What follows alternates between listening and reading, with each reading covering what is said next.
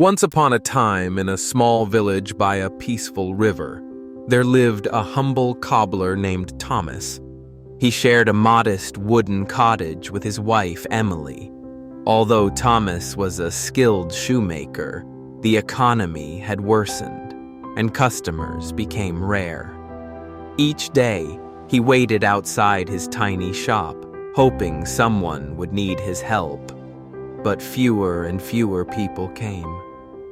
One evening after closing his shop, Thomas sat down at the table and sighed. "Emily, my love," he said, "I've done everything I can, but luck just isn't on our side. If this continues, we won't even have enough money for bread." Emily gently held his hand. "I believe in your talent, Thomas. Maybe we need to try somewhere else. A bigger city might bring new opportunities." Thomas nodded.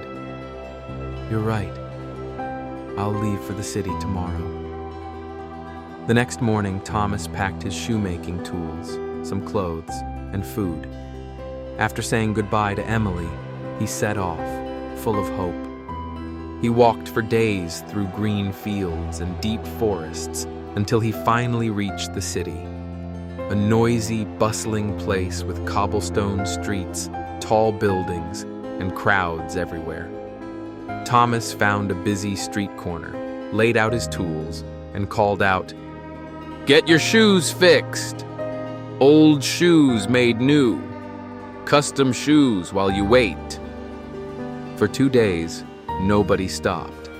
But on the third day, a well-dressed man approached.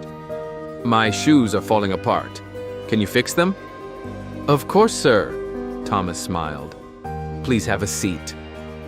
He carefully repaired the man's shoes, replaced the soles, fixed the stitching, polished them well. In an hour, they looked brand new. "How much for this excellent work?" the man asked. "Just 1 silver coin," Thomas replied.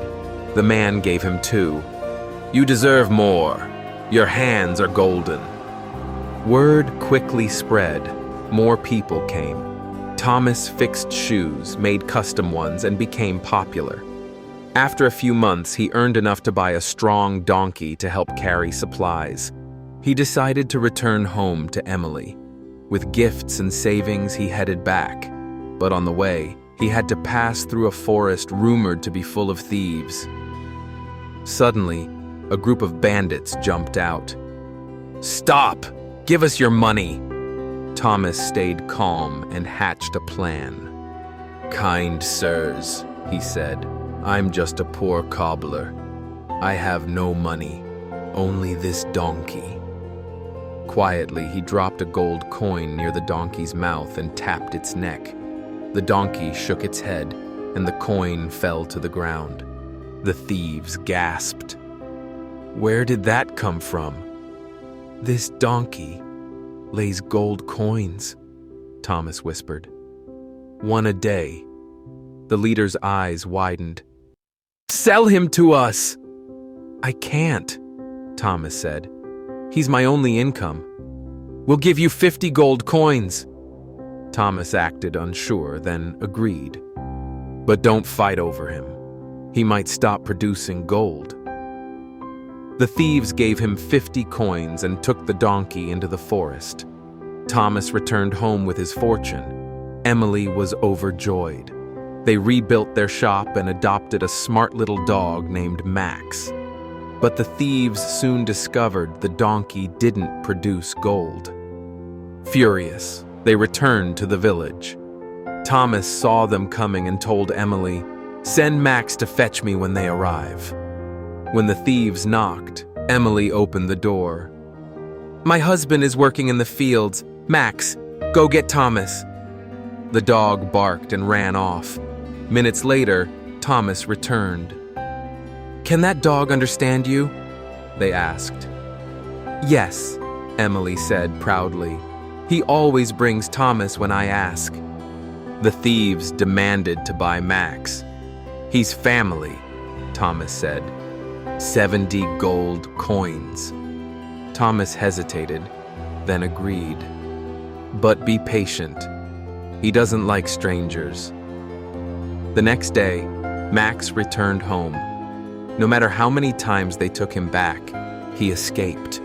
The thieves realized they were tricked again. This time, they kidnapped Thomas, tied him in a sack, and planned to throw him into the river.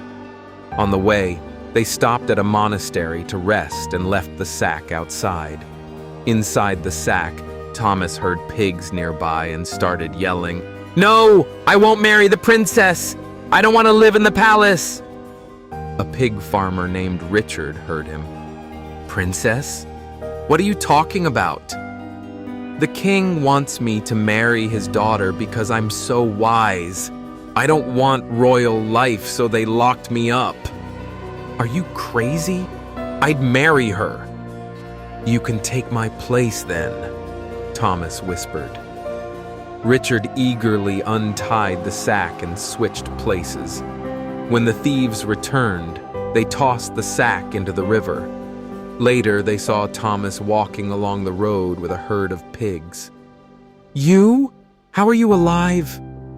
"There's a secret cave under the river," Thomas said. "It's full of gold and pigs. Take us there." "Sure," said Thomas. "But you have to enter the same way, in sacks." Each thief climbed into a sack. Thomas tied them up and threw them into the river. "Let us out!" they cried. But Thomas just smiled and walked away. From that day forward, Thomas and Emily lived happily, running their shop, raising Max, and sharing stories of cleverness and kindness with future generations.